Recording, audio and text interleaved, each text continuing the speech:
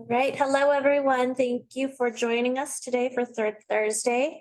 I am Ann Zeitz, and I am the Assistant Director of CDBG. Andrew is out of office today, so you get my lovely face.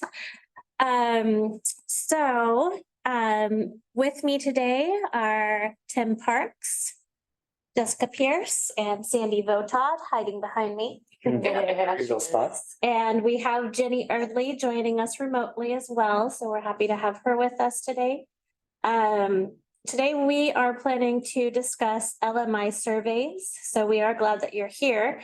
Simply because I just returned from a conference in Washington, D.C., where I did learn from a HUD official that they should soon be, soon.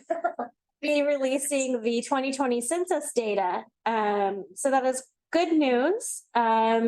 However, should you have more questions regarding that after today's training, I would highly recommend that you contact your project manager for additional information about how to survey, if you have additional questions on that, or if there's just updating your survey tallies from a recent survey that you may have done in the last few months. So with that, I'm going to hand it over to Tim, and he will present for us today. Just a couple other things. We do have for those of you that might have missed this, September 30 is our annual competition date. Deadline for being turned in and moved from May 17th. And then for those administrators online, we do have that April 3rd training in Salina that's going to be environmental review and a little bit more of the administrator training. So sign up with Jessica on that. And then as we can see, we got the lovely soon thing there on HUD data. So see if I can just click it. I can. All right. So let's talk a little bit about documenting low and moderate income persons and how we're going to do it. We're going to talk primarily about indirect benefits. So that's going to be community or projects that serve folks throughout the community indirectly. They aren't serving them directly. We'll talk the difference in a bit. The easiest and the primary way is to go ahead and take a look at that US Census data. That will hopefully be updated soon, but we'll certainly use what we have for now. If census data doesn't quite work for you, you don't have enough percentage, you can look at a survey. That can be a citywide survey, or that could just be a target area survey where you're not expecting to serve the full city. With that, we'll talk a little bit about limited clientele, which does kind of go back to that direct benefit. We'll talk a little bit about that. And then we'll look at the programs that are out there in 2024 and how you might be able to meet the national objective, LMI primarily, but we get some slum and blight and things like that in there. So we'll cover that last. All right, so there are basically three ways that you can do the census, or excuse me, you can LMI a community. Census is going to be the easiest thing you could do. And I am going to bring over our census, if I can get that thing to stop moving on me. All right. So we're going to go to HUDuser.com for the census data. Oh, no, I'm not. Sorry, wrong one. I don't want that one. I want our CDBG page.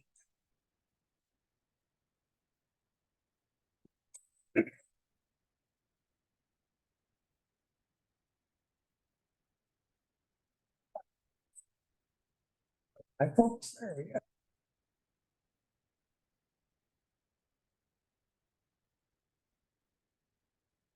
So if you go to our website and scroll down into a program, I am going to scroll down into, this scroll is very weird. I'm going to try to scroll into sidewalks and trails. There it is. Hopefully this is all refresher to everybody on our website. And then as you're in that tile, with someone, you can go ahead and just select a community, see if your community qualifies. I'm just going to grab whatever comes up first. We got Alton. And as you can see, Alton has an LMI of 82%. So they would automatically qualify. With census, you wouldn't need to do anything else if you were doing a community-wide benefit. So that just kind of gives you a sense of what the census data looks like. A survey, like I said earlier, can be either citywide or a target area. And you can mix some census data with a survey that would be kind of like everybody in the city plus some folks outside of the city. You could use the city census data, assuming it's over 51%, and then just survey however many citizens happen to be outside of the city that you want to include in your project area. So we could do either one of those or a combination of the both of them. All right, so if we're in the city limits, we're going to look to see what the income limits are for your. Can I get to it from this? I can. Okay.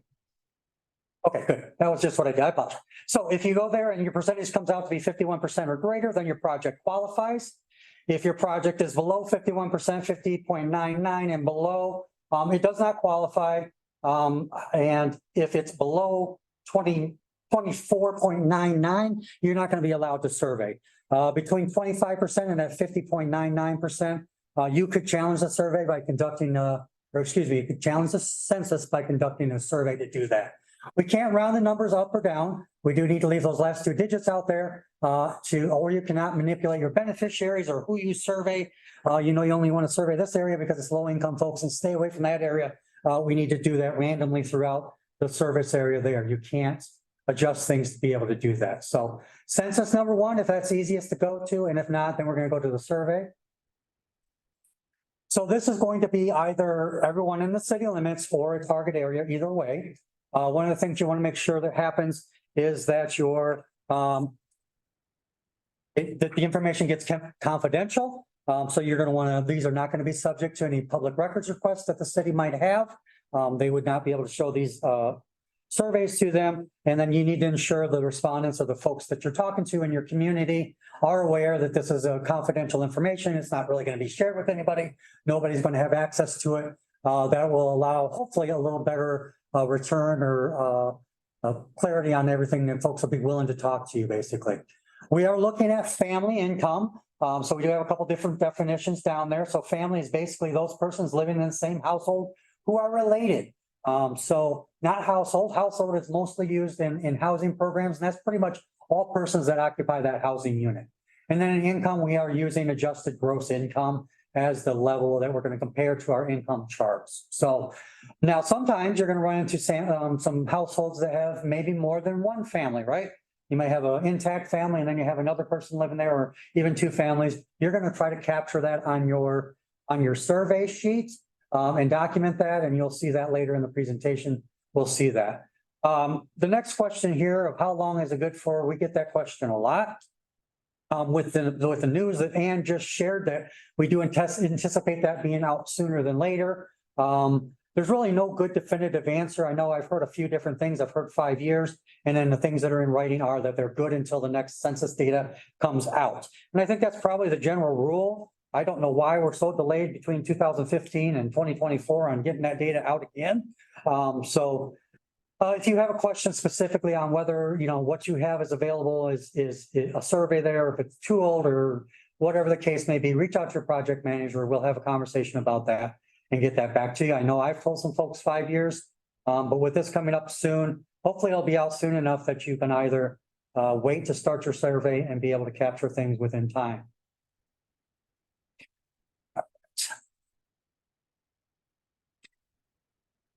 So surveys, what are we going to do? So we're going to select the type of survey method, and we'll talk about that in the next slide. We want to try to determine our service area, right? Whether that's citywide or targeted area. We want to code these, and this has to do with the confidentiality of it. So you want to create a code sheet. Typically, you're going to do perhaps an address listing of all the addresses within your city or your target area, and you're going to assign some codes to that. And then you're going to code your survey questionnaires with that code there, so that we truly are. You have to have the master sheet along with the code sheets to determine the actual address or the folks that are given that information. Just another way of keeping things confidential.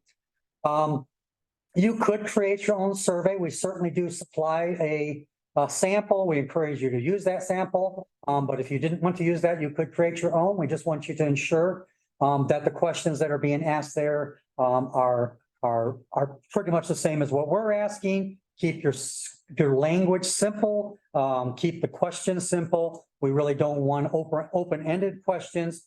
And then we want to ensure that we're using the correct income limits. We'll talk about that in a minute, and I'll show you where that gets plugged in. So then you're going to go out. After you get your survey questionnaire done, you're going to determine how you're going to do that. You'll go out, conduct your survey, however method you're going to do, and then you want to type those survey results into your tabulation sheet, and we'll show you what that looks like here in a second also. So let's talk about what kind of surveys. There are different types of surveys that are out there. The mail survey is one that can be done. It covers a large area. Respondents can complete them in their own time frames. However, there could be errors in completing it. They may not understand it, or they may complete it incorrectly. They may not get returned. They may forget about it. It may sit on their desk. It does have a large cost to it. You're probably going to need to do self-addressed stamped envelopes to have a better return. And then you also lose a little bit of control on who fills that form out. Could be somebody that understands it, all those type of things. You don't have a lot of say in that. It can be done. It's not necessarily the preferred method. Face-to-face interviews are probably the most common that I see coming through right now. They're very reliable. The respondents, as you're there, the folks that you're surveying, they can ask questions or look for some clarification on things. They may be a little less candid in the responses because they do have somebody in front of them, might be a downside. Influencers, if they're not trained properly or aren't asking questions properly, could influence the answers that are taken in there. So we definitely need to make sure that we train our interviewers to make sure that doesn't happen. And then again, this takes a lot of time and a lot of manpower to walk around to the communities and actually knock on doors various times of the day to be able to catch people that work different shifts and are retired and that type of thing. So it's difficult. And the other thing is, a lot of times you may need to have someone that is a dual language person or have someone that can help translate, particularly if you're in a heavy Spanish language community or things along those lines. Those are some of the things that you might run into with your face-to-face interviews that could be problematic. The other one is telephone interviews, and you're going to want to, as you can see there, write your number down that you called on that survey instrument. They're easy to conduct. They do save time and money, but you're kind of calling like a telemarketer or a cold caller. So one, you might get screening done. They don't answer it. They might hang up on you. They might think it's telemarketing, and you might not be able to reach all households. Those are kind of the downsides of telephone interviews. And the last one's going to be your web-based survey, kind of done through the interview. You can collect large amount of data that way. You do have a fair amount of privacy in the sense that they can do it at their home and plug that information in without interacting with anybody, and that data can be secure. There's no walking the streets or traveling required by anybody conducting this. However, the downside is perhaps a lot of low-income community, or excuse me, households may not have internet or computers, right? That would be a hurdle for them to complete that. Again, also, you don't have any control over who submits the survey on behalf of the household. And again, don't have any ability to kind of seek clarification or questions. You could do a combination of them. You may start out with a mail survey or something like that. And those that didn't get responses on, maybe you follow up with some face-to-face interviews. You need to make some sort of a determination as to how many attempts are you going to make to contact X household before you determine them to be non-responsive, and then try to replace them as far as your numbers are concerned, and try to survey another community. Are you going to attempt 2 or 3 times? What's your kind of internal limit that you want to set there? So I encourage you to think about that ahead of time. All right, so this is how you're going to figure out what limits are going to be placed into the survey. It'll depend on, obviously when you do this. Right now, if you're conducting a survey, you're going to be looking at 2023 income limits. I pulled this one off. I just grabbed Woodson County. I think that was on our last example. So I just grabbed that county again. As you can see down at the bottom, you got your 80%. This is the maximum amount that a household, a family can earn. And that's going to be all 18 years and older adults in the household, all their income combined together. And then again, based on family size. So this is the maximum that they can earn to be qualified. And on the forms you're going to see in a little while, we do end up plugging all 3 different categories in there and letting them choose kind of which band they fall into. So to find this, there are a few different ones that are out there. I like this one because it comes up in the chart format.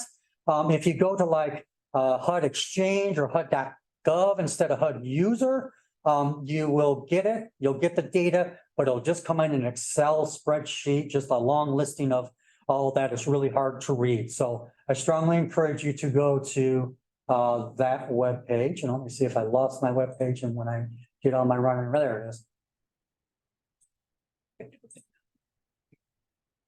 All right, so this is the page that you're going to go to, HUDuser.gov. I'm going to bring it up just so you can see. It should be hopefully a refresher for everybody. This is the one I like with that you can do this because it has this in there. So you can select your year. Typically it's 2023, but if you're doing a survey before, it could be under 2022. You're going to click for your income limit documentation, that IL there for 2023. The first thing you're going to do is select your state. Obviously, we're going to select Kansas. And then it'll pop up a county, and then you can just plug in a county. I'm just going to grab one. And then view county calculations, and that will bring up our lovely little form that I have on there. That's the same thing that you just saw. So that's kind of how you go in there. You're going to use this data to plug into your income survey sheets so that you're using the accurate information for your folks. So here's the click, Kansas County, et cetera. That's what we just went through, and you can see everything there that you need to use. This is our tabulation sheet. You can find that from us. You can get that from us. It's an Excel sheet that does a lot of, has some formulas in there and does a lot of calculation. So the population of the target area or the area you're going, whether that's citywide or a part of the target area, is going to be plugged in here. So this is where you're going to use your HUD census data from 2015 or 20, whatever it's going to be whenever they release it. If you have census data, you're going to plug that in if it's citywide. So you're going to use the census data here. If it is not citywide, you need to determine the number of households that are in the target area that you're going to do. Now multiply that number of households by 2.4, and that will get you the number of populations that you want to put in here. This will be kind of our universal population in which we're working from. So you're going to have your surveys distributed, however many that ended up being. And then you're going to have your percentage, and it's going to be able to be calculated. I did put in yet. I think I didn't. I think it's my old one. We had some issues with it doing something. I wanted to talk a little bit about sample size, and it did not end up getting on my thing. Let me see if I can get there real quick. So this is the latest and greatest sample survey. This is the one we offer from Commerce that you certainly can use, and most do. If you don't, you need to just ensure that the same type of information is on whatever form that you create. This is where you're going to put in those different categories of limits based on family size. The 30% will be that top income limit, 50% and 80%. And then your families will just select where they fall into it. And then again, if you have more than one family, you're going to identify that here in your household. This is going to be your unique identifying code that you established. So it's not address 123 Main Street, it's code number 58. And you have to have that master sheet to know what code 58 relates to. I want to just see.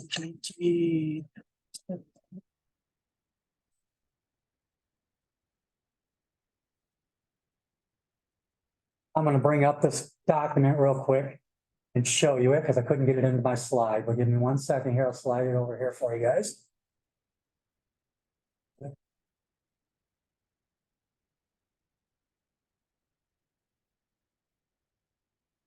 This is a good CPD notice for you to look at also, if you don't already do that.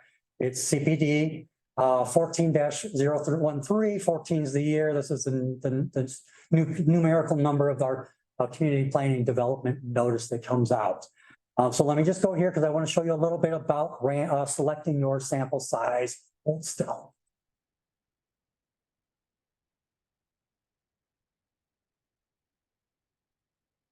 I had brought this out and plugged it into my PowerPoint, and somehow I got lost. So, second, I just want to give you some idea of how you can do this.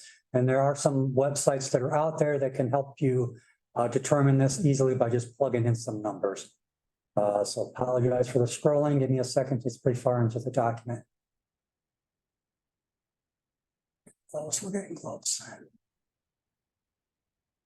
There it is. So.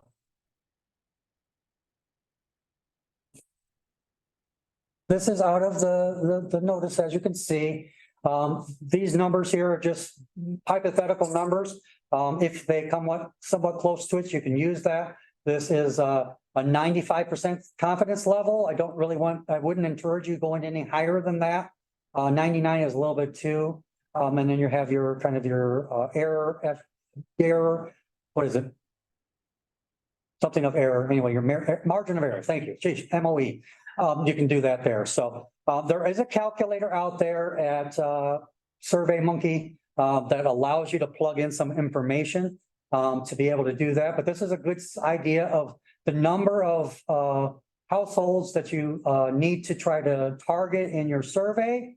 We say to do that, or if you reach your 51%, it's not there's not a lot of sense in continuing on, but you can stop after that. But this gives you some idea of what kind of sampling do I need to have based on the number of families that are in your community. So let me get that out of here. And we'll talk. And then I don't know where I can get my SurveyMonkey up. I can try to do that.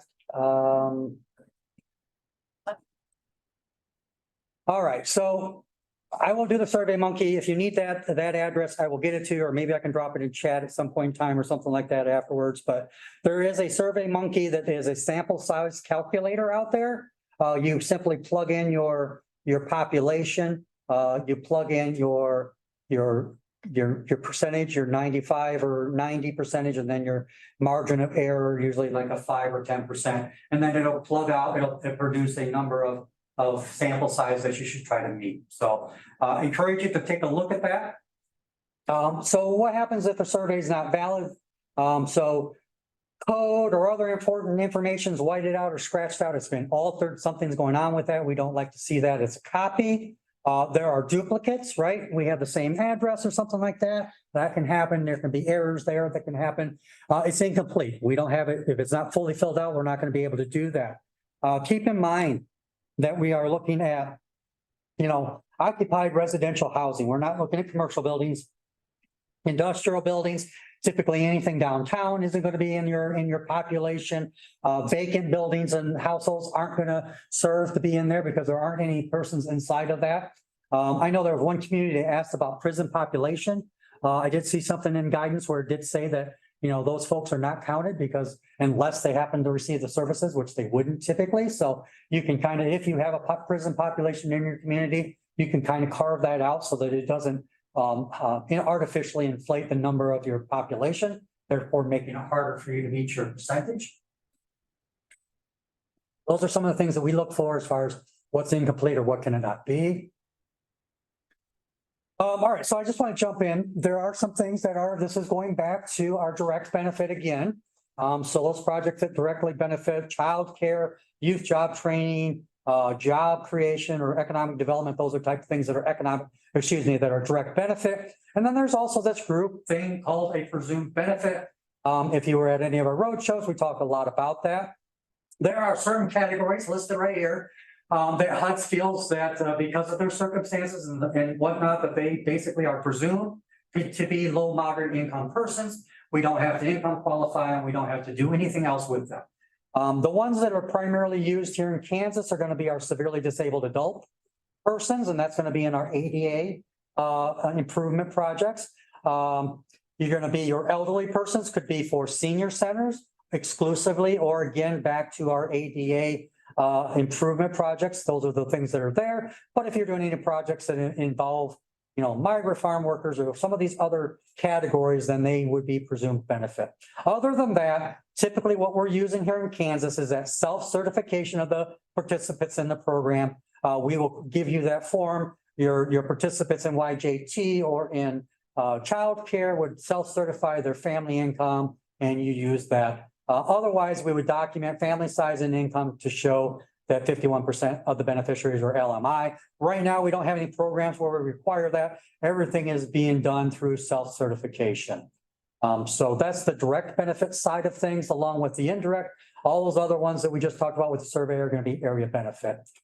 So let's talk a little bit about 2024 programs. These are the different program funding categories that we have out there.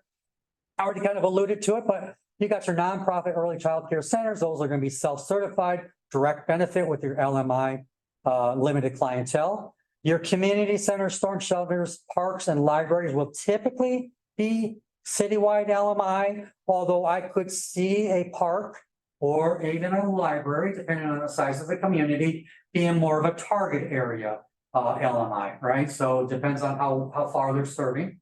Your senior centers, if it's only serving seniors, it can be that presumed benefit LMI limited clientele. If they're serving other folks than seniors, then you're probably morphing back into more of a community center type of thing, and you're going to be back at an area benefit on a community-wide basis, most likely.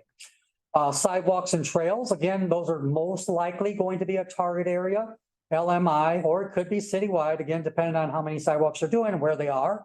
The logic's going to be who's going to use that, who do we expect to use that? Are there any barriers? Is there a river or a major highway keeping residents from this side to going on that side? That plays into your service area calculations, things along those lines.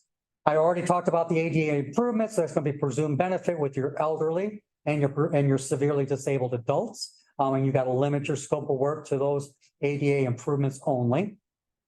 We do have water sewer infrastructure. That's going to be a citywide LMI calculation. For that community, we can't really segregate water and sewer pipes. They run the entire city, so we have to go with the full thing. If we're doing regional water implementation, we need citywide LMI for both systems. Or if they aren't a full system, like in a rural water system, then it might be a citywide LMI census along with a targeted area survey combined together. Commercial rehab, again, that's mostly slum and blight, which has nothing to do with income, as you know. Or it could be LMI jobs, and that would be a direct benefit. We would only care what the income of those persons that are accepting the job or being retained in their job, we calculate it that way. Housing rehab, it is based on, again, a direct benefit. We're looking for low-income housing persons. So the households that are living there and being having some rehab done to them, we need to qualify the households. And if we're doing demolition as part of that, again, it goes back to that slum and blight, which is not income qualifying. It's just based on physical conditions. Our YJT would be a self-certified LMI, limited clientele. And then lastly, our economic development program would be LMI jobs.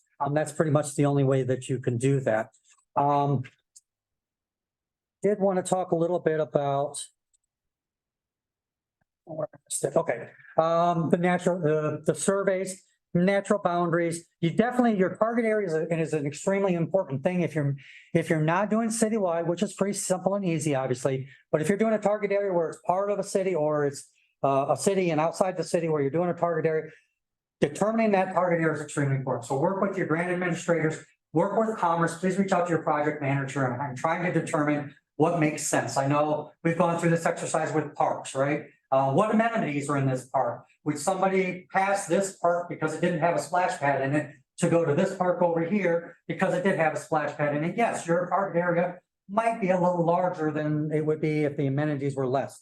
Things along those lines. So a lot of thought needs to be put into what that looks like and how you determine that. I encourage you to work with your target or your project manager to figure these things out. So I've gone through this rather quickly. I tried to slow down. I know I didn't do a good job. No, Jessica was going to hit me if I didn't go slow enough.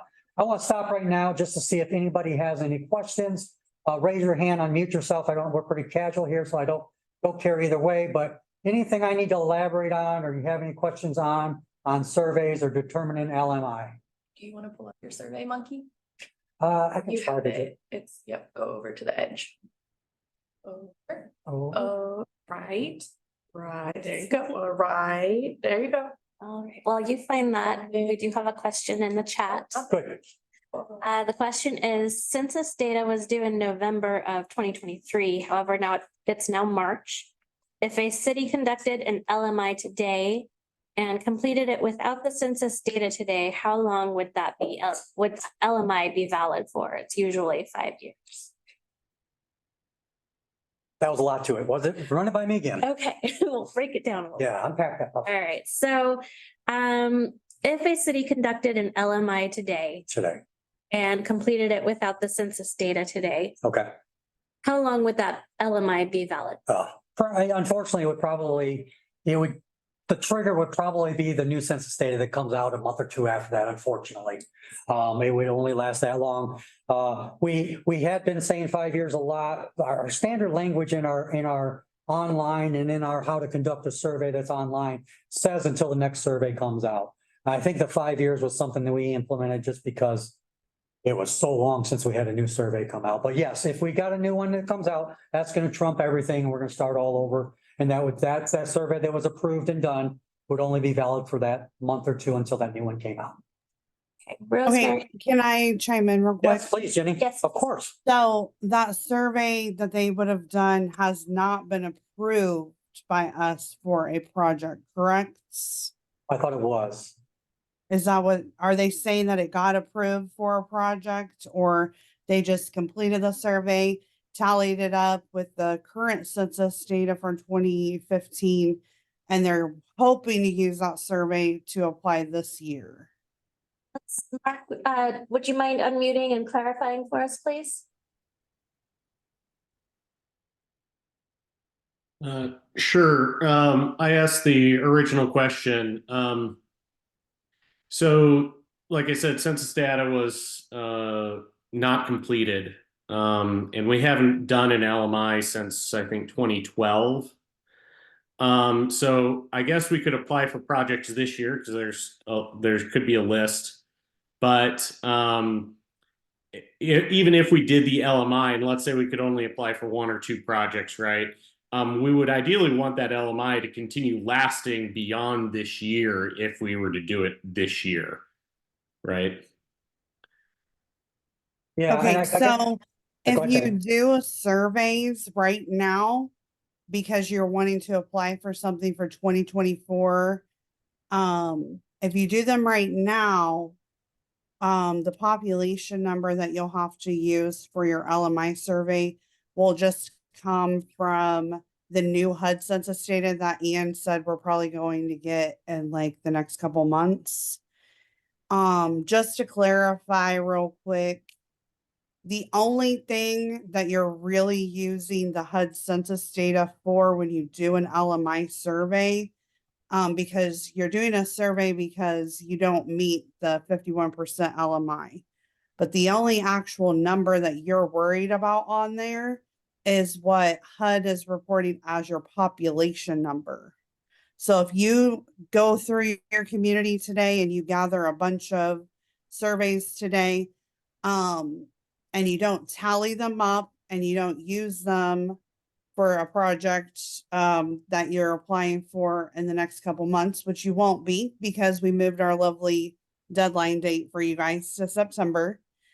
You don't have to be concerned about the population number in your final tally because you won't actually do any of those final tallies until right before you're going to apply for your actual CDBG application in September. So you all the surveys that you've been collecting over the last year, trying to get to 51%, you're not going to tally those final numbers until you know what the new HUD census information is, because we know now that it's coming out. But that's Do we the have only number that you need to worry about is the population number, Which is whether number it's 10. going to change or not. Okay. So do we have a date on that population number? And that basically means we could start doing an LMI now, and then once the new HUD data is out, that's when we would fill that in, basically. Yeah, so Ian, I don't know if you were able to hear at the beginning of the call, but Ian said that a HUD representative had spoke at the program managers conference and stated that soon, probably in the next two to 3 months, probably we will have some 2020 data sent out to us. But you are correct.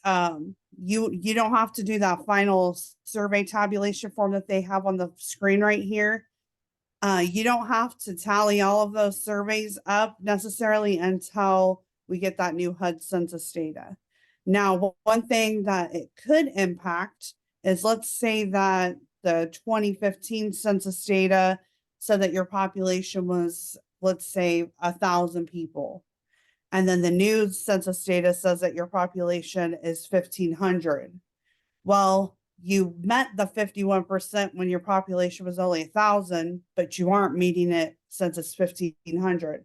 So you may have to go out and survey a few more households so you can get your population up to 51%.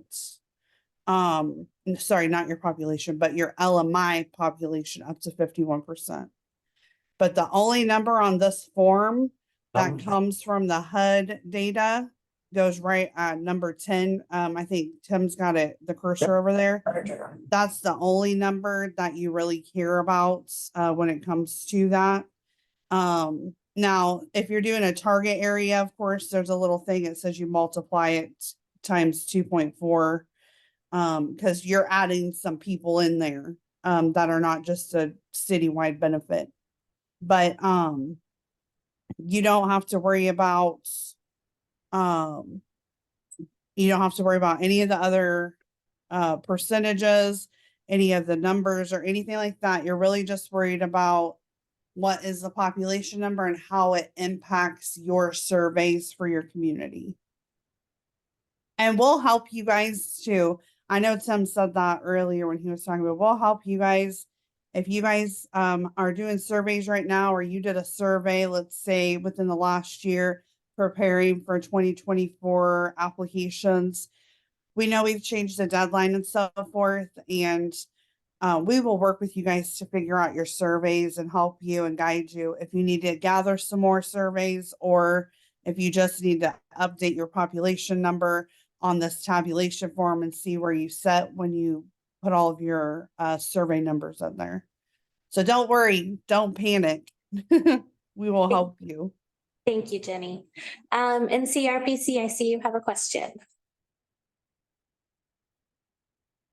Good afternoon. Yeah, quick question on just 3 points that you said, just to make sure that I understood.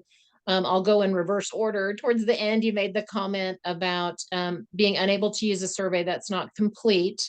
In the past, if the bottom portion, which was the demographics, was left blank, we could still use that. That was still desired to have, but we could still use it if the top was complete. Is that still accurate? I'll let Jenny chime in on that, but I would think that would be, because you're just talking about whether they're handicap or female headed households and things along those lines. It's not filled out, Right. but the actual number and dollar amount of the household has been filled out. Right. Yeah. Yeah, Tim's right. As long as the actual household information as far as the income and so forth is spelled out, then we can use those. When it comes to tallying your form, of course, I want to say, I know this is just a screenshot of this survey form, but I think at the bottom of this form is where you can put the demographics. There's Right. a section where you can put other, if I remember correctly. You just tabulate those down at the bottom as other. Well, thank you for the clarity, Deb. You're right. Thanks. So yes, it's incomplete in sense of data or number of households, and income is the primary thing we want. Thank you. When you were talking in the section about the margin of error in terms of a response rate, there isn't a required response rate though, correct? You're just trying to give us an estimate of what we'll need to get back in order to get there, correct? That's my understanding. I don't know of any required minimum or anything along those lines. There is some logic to a sample size and making sure that it's a valid sampling, if you will, and that's kind of the guidance that's out there. I think I would use that as a reference tool. But yes, I don't believe there's, correct me if I'm wrong, Jenny, but I'm not aware of any required. There isn't necessarily a requirement, but to make a little bit of sense, you would want to try to, since you're trying to get to 51% LMI, you want to try to survey and receive back at least that amount of responses. So most of the time we don't have a problem with that. Most of you guys, when you do your surveys, end up getting about 70% response rates. So, As long as the numbers that you're using show on this tabulation form, if you receive back enough surveys that it shows that you have 51%, that's really what your goal is. As long as it's a large enough sample to do that, then you should be just fine. Okay, so Um, last question. Oh, sorry, Oh, go ahead. go ahead. No, I was gonna say last question. Again, just for, reminding me and for clarity, when you were talking about the potential for areas that might be census eligible, but there might be another area that benefits that you also would survey. Is it still true that you can't combine census and survey data in order to get to 51%? They would each have to independently and stand alone at 51%, that you can't commingle survey and census data to get to 51%? That is my understanding. So if you have a census, or you have a city that has an LMI of 58%, and you have a target area outside of that city, that target area outside that city has to be over 51%. And then you can combine them for your end percentage, but they both Right. need to stand alone independently. Yes. Thank you. I appreciate that. Thank you, Deb. One thing with that question, sometimes when you have people that are outside of the city limits that need to be surveyed, and it's not necessarily a citywide benefit because you have outside people, you can view it as a target area. So you could choose to survey everybody. Forget about the fact that maybe the city already pre-qualified as LMI. So you can just say, we're going to toss out the fact we pre-qualify with census, and we're just going to do a big target area LMI survey. You can do that. So that would include everyone in the city and outside the city. And it's just one big target area instead of trying to do census and survey. Because, and I know some of you know this, a lot of times people that live outside the city limits, they could potentially be more, they may be higher earning income households because it costs a little bit more to live out in the country. And so if you try to survey some of those people, have them stand alone, sometimes they don't end up being able to do that. But since it is a full project that's benefiting all of the people in the city and outside in those areas, you can do a full target area survey. If that makes sense. If it doesn't make sense, let me Makes sense know. to me, Jenny. Okay. Thank you, Jenny. So, and that's one of the things we talked, I think it's been 2 years now. Ian and I went to a conference in New Orleans with some of our other CDBG family, and we talked somewhat about surveys, and I know some of you have done surveys like that too, but there's different ways to survey, different outcomes, and different things to look out, because we really just want to try to be flexible but follow the guidelines and make sure that everybody is able to access our services if we can help them do that. Okay. We got anything else in chat?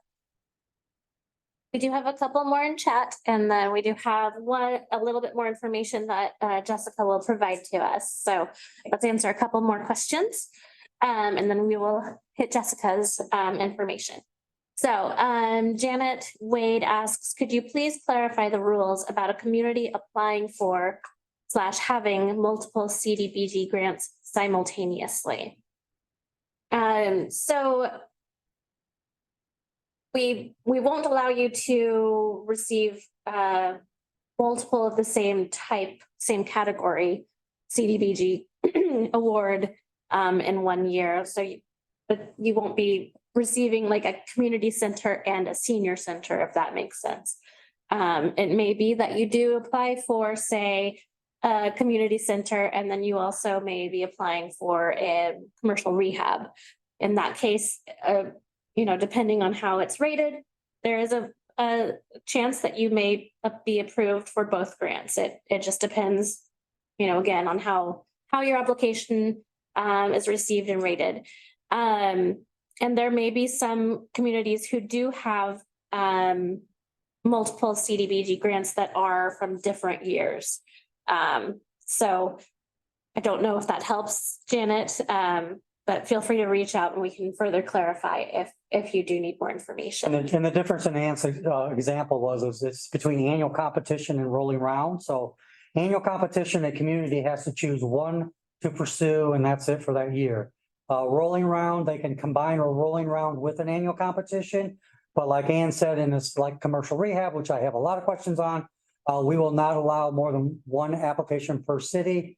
If the city had one in 2023, they would not be able to apply until July 1 of 2024, allowing other cities that didn't have a CR program in the prior year to try to win a grant. So, but never are we going to have two CRs or two economic developments or anything like that in the same community in the same year. Hope that helps. Thank you for further clarifying, Tim. All right, one more question and then Jessica, you're up. Okay.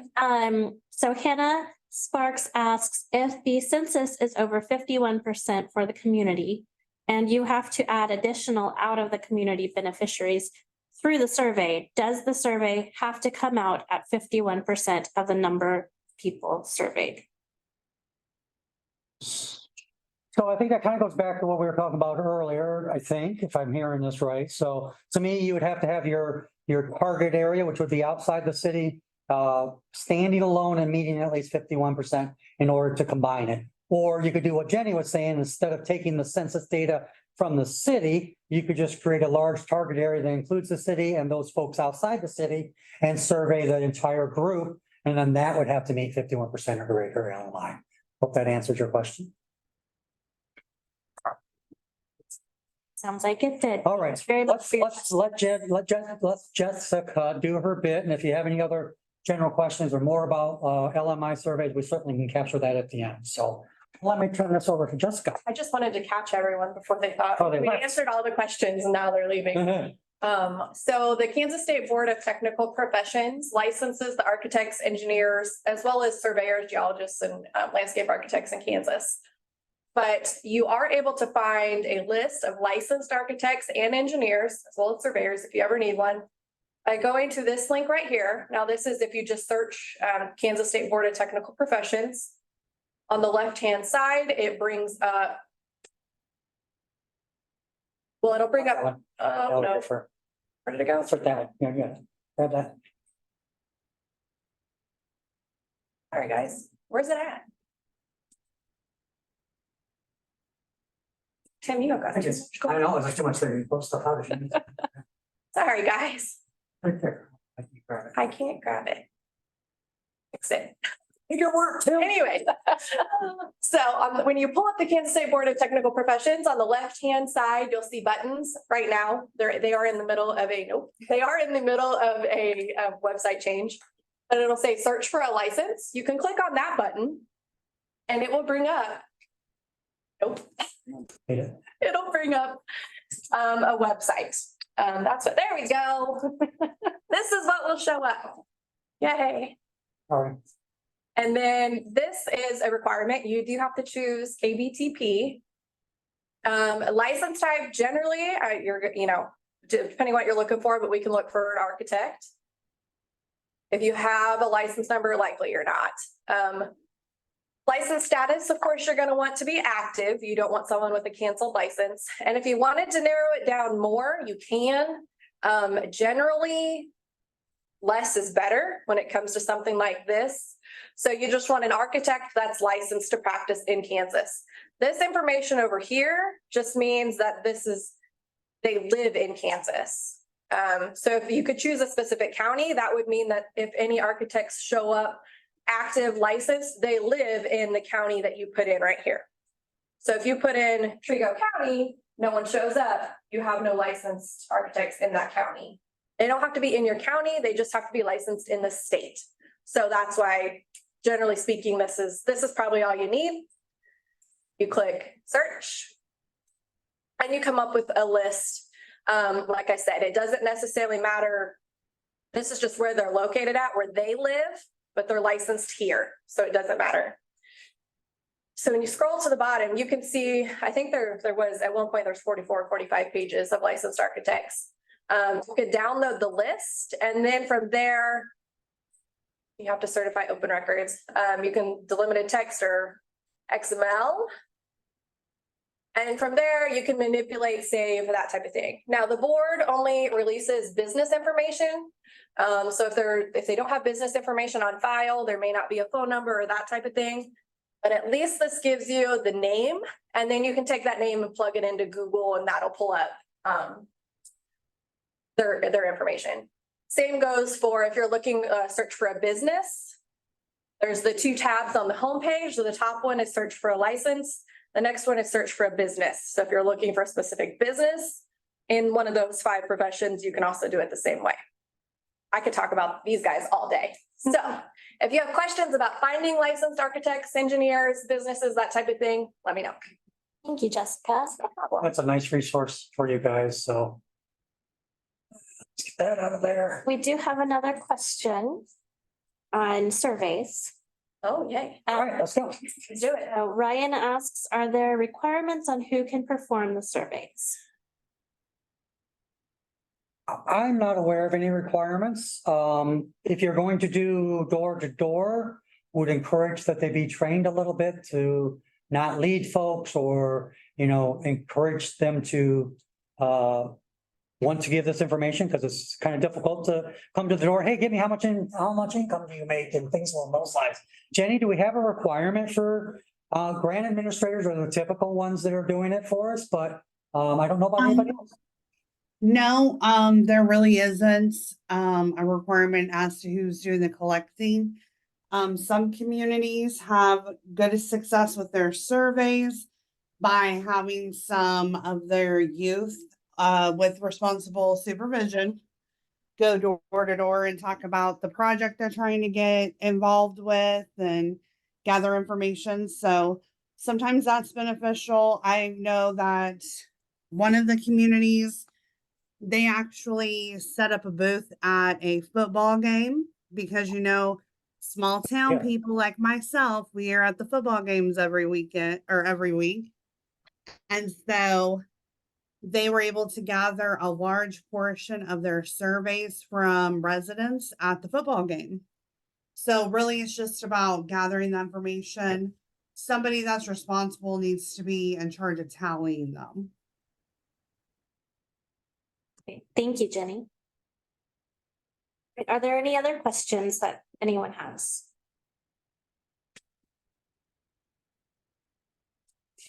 I think next month is going to be, that's official, right?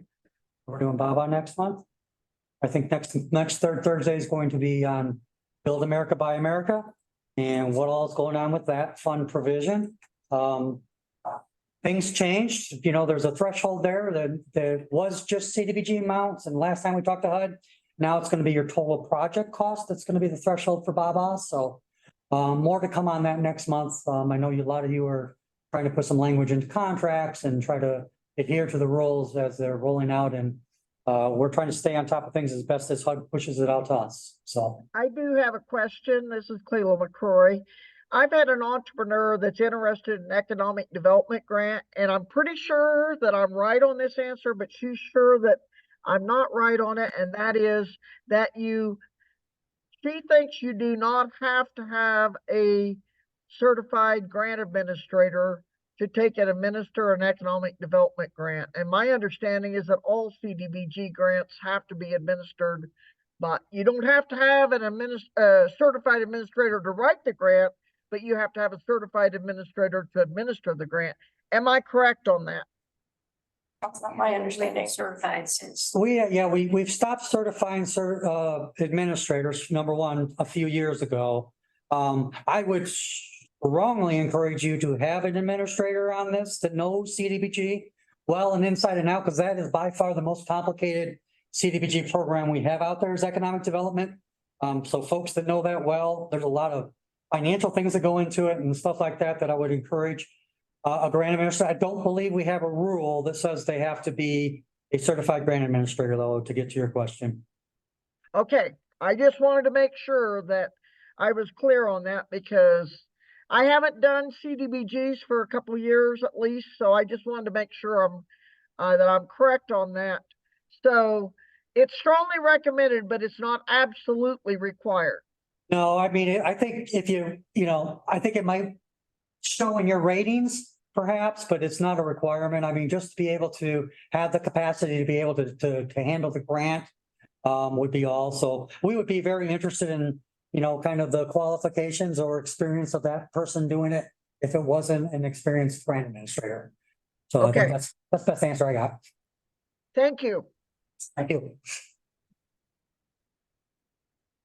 Right, well, before we end, we would like to thank you for joining us today. If you do have additional questions on LMI surveys, please feel free to reach out to us. We will be here to help you as much as possible.